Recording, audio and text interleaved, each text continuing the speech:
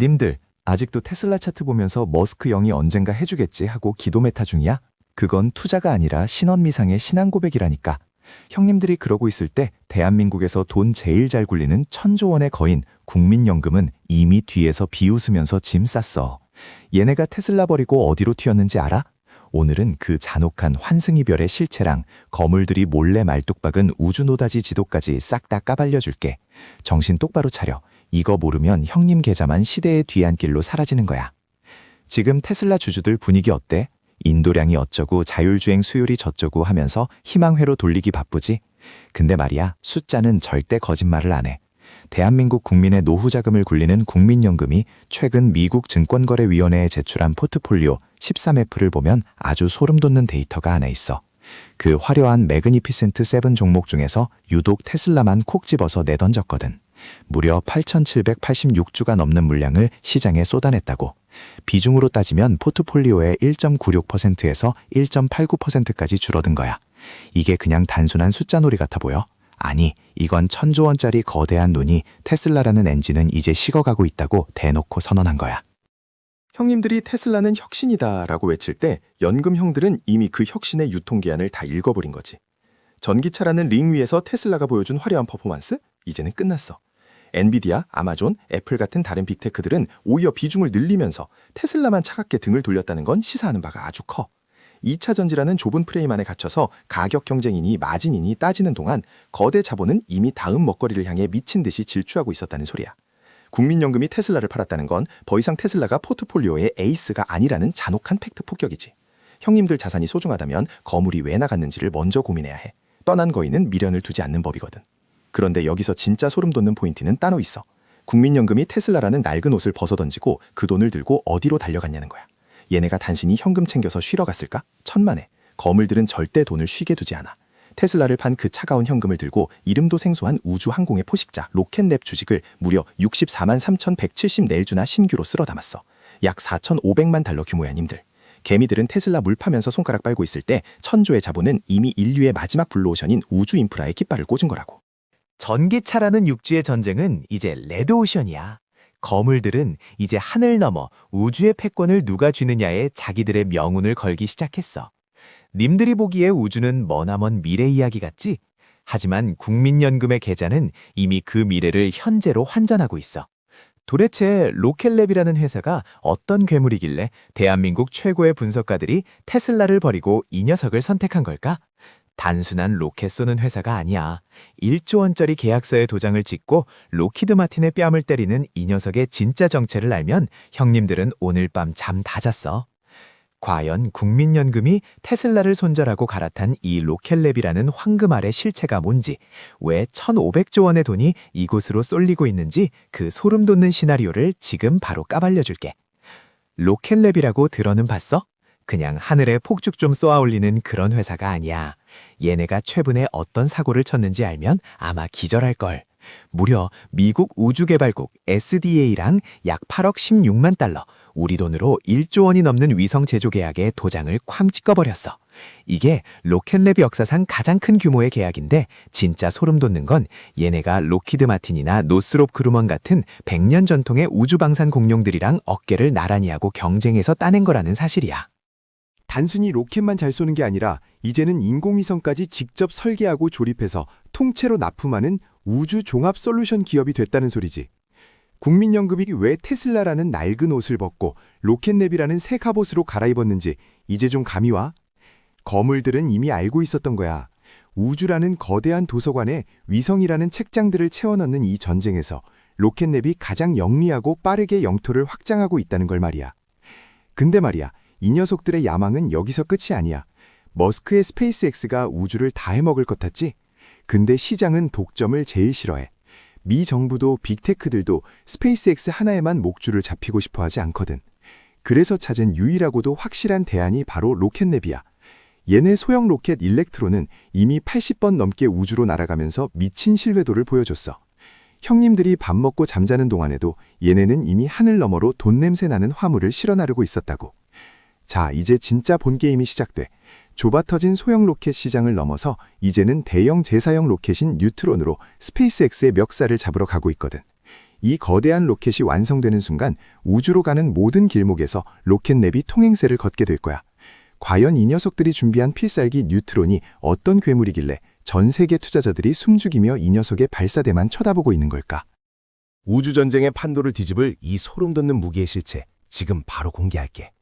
로켓neb의 필살기 뉴트론이 왜 무서운 줄 알아? 이게 단순히 크기만 키운 로켓이 아니거든.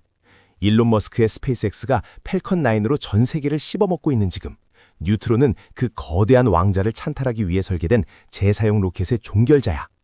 2026년 중반으로 예정된 첫 테스트 비행은 단순히 로켓 하나 쏘는 이벤트가 아니라 우주 배송료를 반값으로 깎아버리는 가격 파괴의 서막이 될 가능성이 커. 기존 로켓들은 한 번 쏘면 버리는 일회용 나무젓가락 같았지만 뉴트론은 수십 번을 다시 쓸 수 있는 최첨단 하이테크 장비야. 탄소 섬유로 몸통을 만들어서 무게는 깃털처럼 가볍게, 강도는 강철보다 단단하게 뽑아냈지. 이게 왜 중요하냐고? 로켓이 가벼울수록 더 많은 인위성을 실을 수 있고 그만큼 한 번 발사할 때 벌어들이는 영업이익이 기하급수적으로 늘어나거든. 국민연금형들이 로켓neb의 재무제표가 지금은 빨간색, 적자인데도 64만 주나 미리 쟁여둔 진짜 이유가 바로 이 뉴트론이라는 돈 복사기의 탄생을 예견했기 때문이야. 하지만 말이야, 이 장밋빛 미래 뒤에는 님들의 등골을 서늘하게 만들 잔혹한 리스크도 숨어 있어. 로켓neb은 지금 이 뉴트론 하나의 회사의 명운을 다 걸었거든. 만약 2026년 테스트 발사에서 조금이라도 삐끗하면 주가는 그날로 지옥행 급행열차를 타게 될 거야. 화려한 1조 원 수주 젯값도 결국 이 뉴트론이 우주로 물건을 제대로 실어 날라야만 현금으로 바뀌는 거니까. 게다가 지금 로켓neb 주가는 역대급 조정을 받으면서 님들의 멘탈을 가루로 만들고 있지. 고점 대비 30%씩 빠지는 차트를 보면서 역시 우주주는 도박인가 하고 도망갈 준비해오는 형들 많을 거야.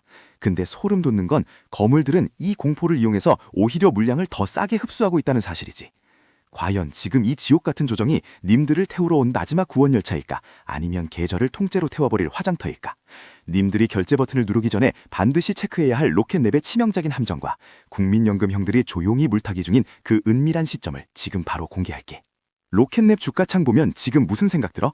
70달러 선까지 밀리면서 차트에 파란불이 낭자하니까 역시 우주주는 꿈만 먹고 사는 신기루였나 싶지. 고점 대비 30%가 빠지는 이 지옥 같은 변동성 앞에서 멘탈 안 털릴 개미가 어디 있겠어. 근데 소름 돋는 건 말이야, 형님들이 공포에 질려 손절 버튼 만지작거릴 때 국민연금 같은 거대 포식자들은 입가에 미소를 띠고 있다는 거야. 걔네는 이 조정을 위기가 아니라 박앤세일로 보고 있거든. 사실 이번 조정의 표면적인 이유는 뉴트론 로켓 테스트 중에 발생한 작은 파열 사고 때문이야. 로켓 만드는 회사에서 테스트하다가 좀 터질 수도 있는 건데 시장은 기다렸다는 듯이 공포를 팔아치웠지. 하지만 냉정하게 숫자를 봐. 로켓neb의 수주 잔고는 여전히 1조 원이 넘게 쌓여있고 미국 정부와의 계약은 단 하나도 취소되지 않았어. 오히려 이번 사고로 뉴트론의 설계가 더 완벽해질 기회를 잡았다는 분석이 지배적이지. 거물들은 이 작은 틈을 타서 형님들의 물량을 아주 싸게 뺏어오고 있는 중이야. 진짜 무서운 팩트 하나 더 날려줄까? 로켓neb은 아직 돈을 못 버는 적자 기업이 맞아. 2027년이나 되어야 겨우 흑자 전환 소리가 나올 텐데 그 말은 즉 앞으로도 주가는 롤러코스터를 탈 거란 소리지. 내일 당정 수익 주세요라고 비는 형들은 지금이라도 짐 싸서 나가는 게 나아. 이건 인내심이라는 비싼 입장료를 낸 사람만 끝까지 살아남는 잔혹한 서바이벌 게임이니까. 국민연금이 왜 테슬라를 팔고 이 변동성 덩어리에 4,500만 달러를 태웠겠어? 리스크보다 성공했을 때 가져갈 우주 통행세의 가치가 압도적이라는 계산을 끝냈기 때문이야. 자, 이제 선택의 시간이야. 형님은 이 파도에 휩쓸려 나갈 부표가 될래? 아니면 거인의 등에 올라타서 이 폭풍우를 잠겨낼래? 2026년 하반기 뉴트론이 발사대를 떠나 구름을 뚫고 올라가는 그 순간 형님의 계좌가 안드로메다로 갈지 아니면 땅바닥으로 처박힐지 결정될 거야.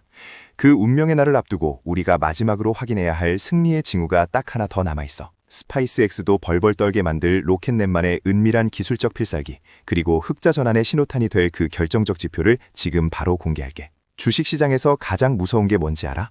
바로 만년적자라는 꼬리표를 떼고 진짜로 돈을 쓸어 담기 시작하는 그 찰나의 순간이야. 로켓neb의 재무제표를 뜯어보면 지금은 시뻘건 적자투성이지만 그 속을 들여다보면 흑자 전환을 향한 거대한 설계가 이미 끝났다는 걸 알 수 있어. 전문가들은 2027년 무렵을 로켓neb이 역사적인 흑자 전환을 달성하는 운명의 해로 보고 있어. 이게 왜 중요하냐고? 적자 기업이 흑자로 돌아서는 순간 주가의 밸류에이션은 차원이 다른 영역으로 넘어가거든. 지금까지는 성공하면 대박이라는 기대감으로 버텼다면 그때부터는 번 돈으로 재투자하는 선순환 구조가 만들어지는 거야. 로켓neb은 이미 일렉트론 로켓을 통해 꾸준한 매출을 올리고 있고 위성 제조 서비스라는 고마진 사업까지 성공적으로 안착시키고 있어. 특히 위성 부품 사업은 로켓 발사보다 이익률이 훨씬 높아서 로켓랩의 금고를 채워줄 진짜 효자 노릇을 톡톡히 할 거야. 하지만 형님들이 놓치지 말아야 할 잔혹한 팩트가 하나 더 있어. 흑자 전환으로 가는 길목에는 뉴트론 로켓이라는 거대한 돈 먹는 하마가 버티고 있다는 사실이야. 뉴트론을 개발하고 양산체제를 갖추는 데 들어가는 막대한 비용이 당분간 로켓랩의 발목을 잡을 수밖에 없어. 국민연금이 64만 주나 미리 사둔 것도 이 지루한 적자의 터널 끝에 기다리고 있는 폭발적인 이익을 선점하기 위해서지. 결국 이 흑자 전환 시나리오가 현실이 되느냐 마느냐는 뉴트론 로켓이 얼마나 빨리 그리고 얼마나 안정적으로 우주 궤도에 진입하느냐에 달려있어. 형님, 이제 감이 와? 흑자 전환은 로켓랩에게 단순한 실적 발표가 아니라 우주 패권 전쟁에서 승리했다는 깃발을 꽂는 의식이야. 남들이 아직도 적자네 라며 비웃을 때 이 녀석이 몰래 쌓아둔 현금 흐름의 비밀을 읽어내는 사람만이 진짜 승리자가 되는 거지. 님들, 여기까지 들으니까 당장이라도 전 재산 털어서 로켓랩 풀매수하고 싶지. 하지만 내 채널 오래 본 사람들은 알 거야. 내가 늘 말하잖아. 투자는 차갑게 해야 한다고. 형님들 소중한 돈 지키려면 지금부터 내가 하는 팩트 폭격 정신 번쩍 들게 들어야 해. 로켓랩이 장밋빛 미래인 건 맞지만 투자자라면 반드시 체크해야 할 치명적인 리스크가 딱 두 가지 있거든. 이거 모르면 텐백억 꿈꾸다가 계좌에 파란불 켜지는 거 순식간이야.